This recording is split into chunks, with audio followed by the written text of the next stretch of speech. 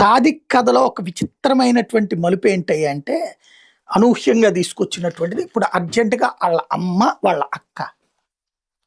ఇక్కడ సాదిక్కు మంచోడే, ఆ అమ్మాయే చెడ్డది.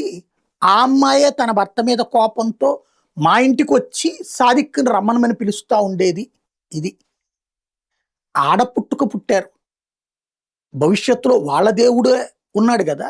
వాళ్ళ దేవుడైనా ఇలాంటి దుర్మార్గపు సంభాషణని అంగీకరిస్తాడా? ఇంత నీచత్వమా? ఓకే. ఒకవేళ ఆ అమ్మాయే నా భర్తని చంపేయంది. లేదా చంపుతున్నప్పుడు ఇతనున్నాడు. మరి అప్పుడు పాపమే గదా! ఒక మనిషిని చంపేసేటటువంటి ఇది వాళ్ళ దేవుడు ఒప్పుకుంటాడా?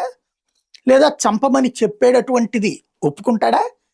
చూస్తాం ఒప్పుకుంటాడు. పోనీ ఏది ఆళ్ళన్నట్టే ఆ తల్లి, అక్క లేదా చెల్లి అన్నట్టే ఒకవేళ ఆ అమ్మాయే అతని కోసం పడి చచ్చేది అని చెప్పేటటువంటి కోణంలో.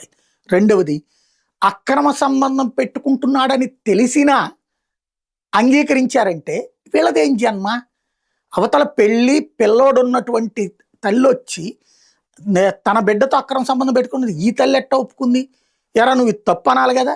ఈ సోదరు ఎట్ట ఒప్పుకుంది? ఎరా నువ్వు చేసిన తప్పు అనాలి కదా! పోనీ అదే నైతికంగా నేననేది.